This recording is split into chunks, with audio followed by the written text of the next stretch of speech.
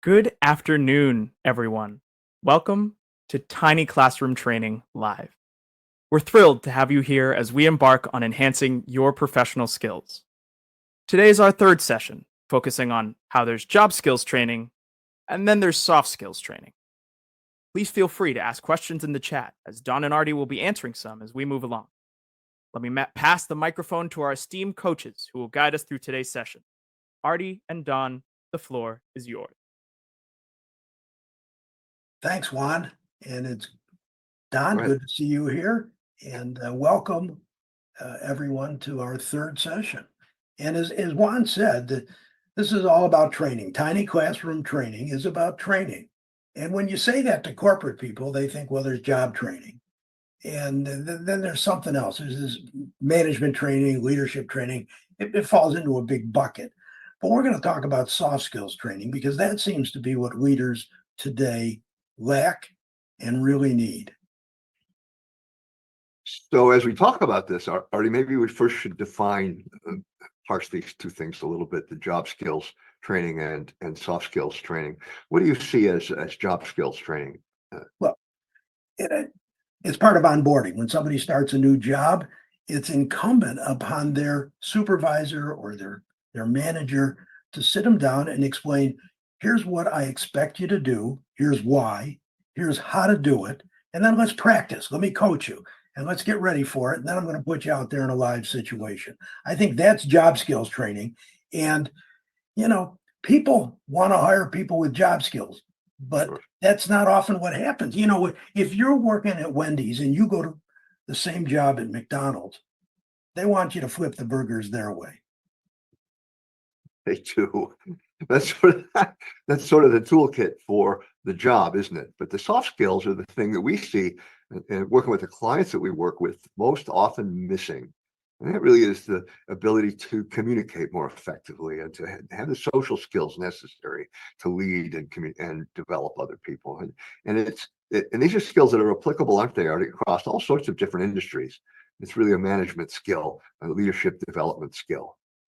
Yeah, let's pick a subject. And I think the best subject going is communications. I think you have to teach your managers and supervisors how to communicate effectively.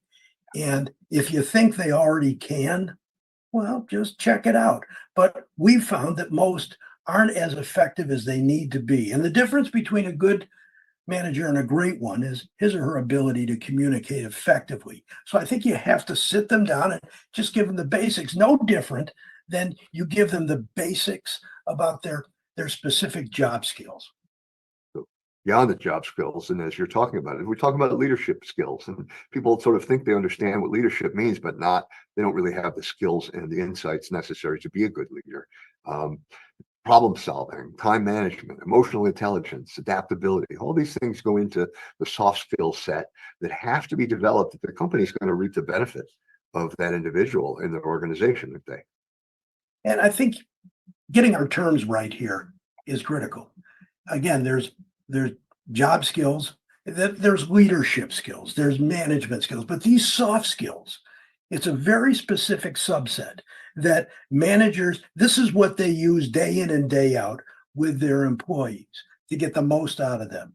And you're right, Don, it's communications, it's coaching, it's how to handle a difficult conversation, and how to deal with different generations. But these very specific subset here of soft skills, and that's what we deal with at Tiny Classroom Training. And it's important that companies get their head around this and provide this, not think that they'll get it some other place, that they can't read about. This is stuff you got to practice. And you have to practice continually. You really never get to the end of that practice road as a leader, as a manager. And the job skills are relatively more often measurable, aren't they? You're gonna move the machine this way, or you're gonna flip the burgers, as you said, that way. These job specific skills can be measured.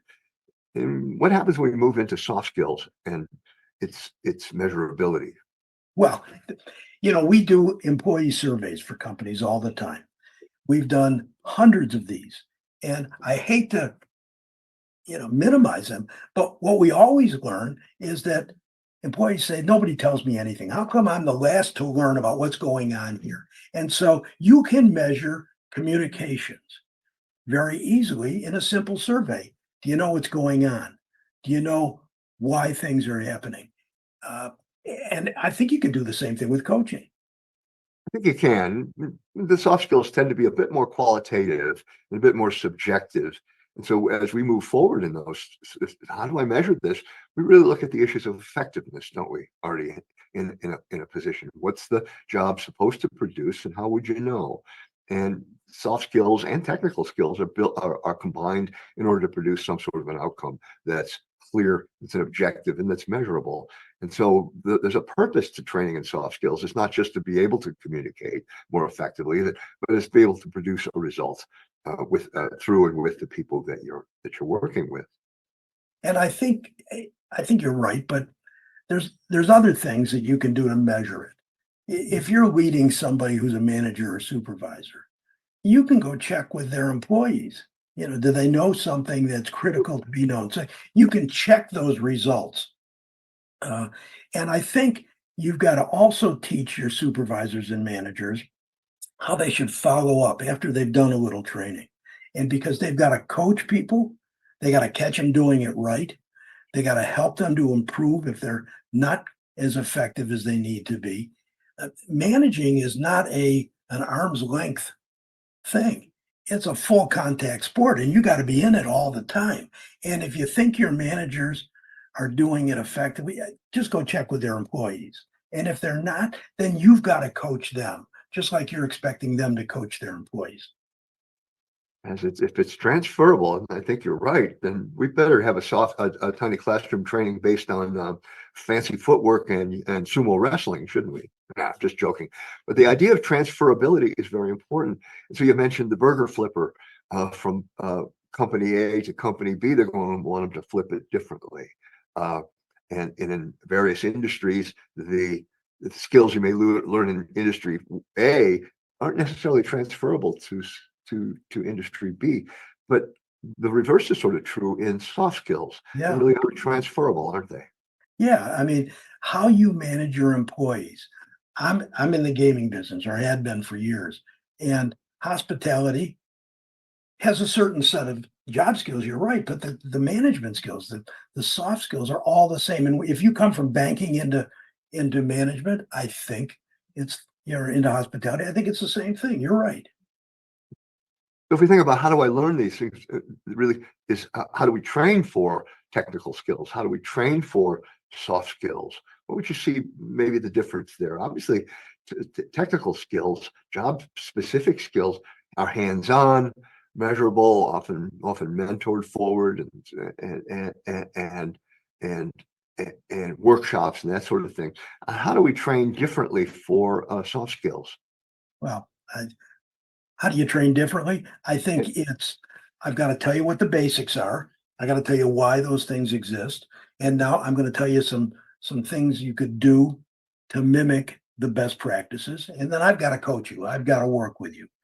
I see we have a question here, Don. Oh, Um, what are the top 5 soft skills? Again, I think number 1 is communication.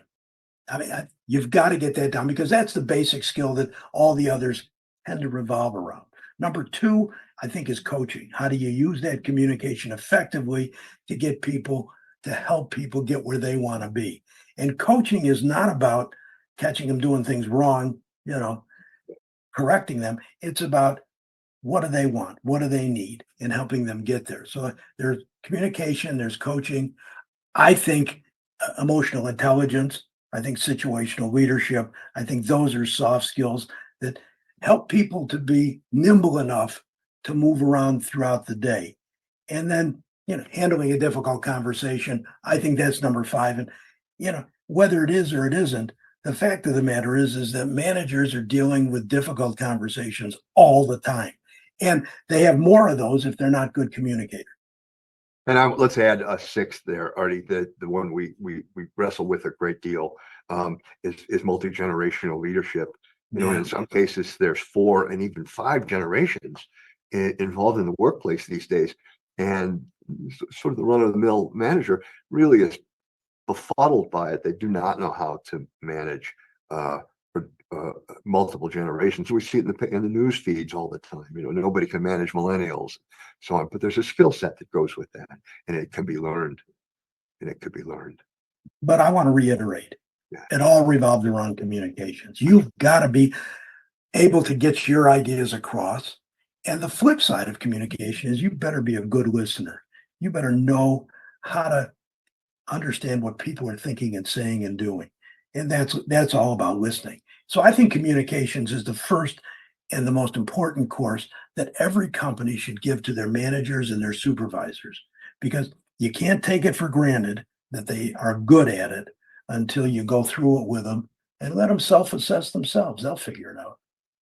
It will, but you're right. It's the core of all the other soft skills we just referenced, and incredibly important. And in many ways, it's a skill that people think they have. They tend to, oh, I'm a good communicator. I communicate all the time, but they don't tend to measure it. And on average, many people are very ineffective communicators in many instances. What about the impact on a person's career, job skills, soft skills?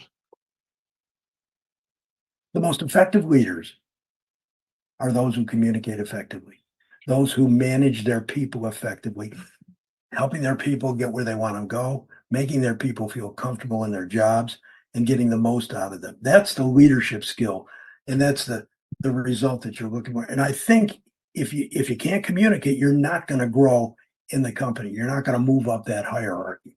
So it's a tricky. Now, I know that in this day and age, people want to hire people with all the skills and put them to work, but you got to put a little investment into this, into your people. And the best companies are those who invest in their people. And you invest in your employees being able to do job skills, and you invest in your supervisors, managers, and other leaders in order to have good soft skills. It's not that expensive, but as Don always says, yeah, but what's it cost you if you don't do it?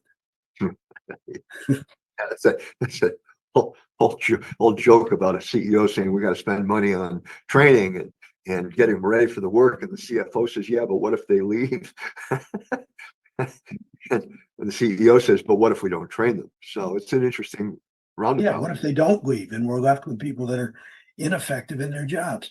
This is sometimes you and I, Don, think that this is rocket.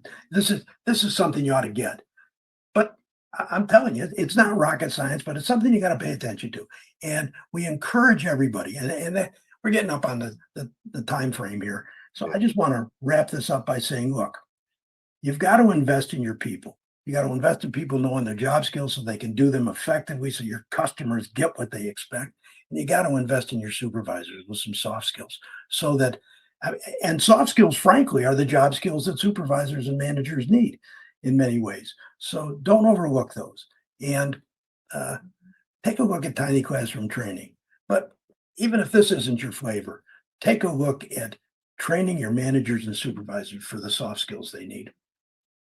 Absolutely. I couldn't have said it better. Without training, we're lost in the woods. With training, we at least have a shot and can be increasingly competitive. But on an individual basis, if I learn my soft skills, that really enhances my employability, my ability to be effective, and so on. So there's really a no lose in any of this unless we don't train at all. Well, that's the bottom line. Thanks for joining us today on this third Tiny Classroom Live session, and we'll see you in 2 weeks. We'll be back with another one. Thank you very much, and we'll see you in 2 Wednesdays. Bye-bye.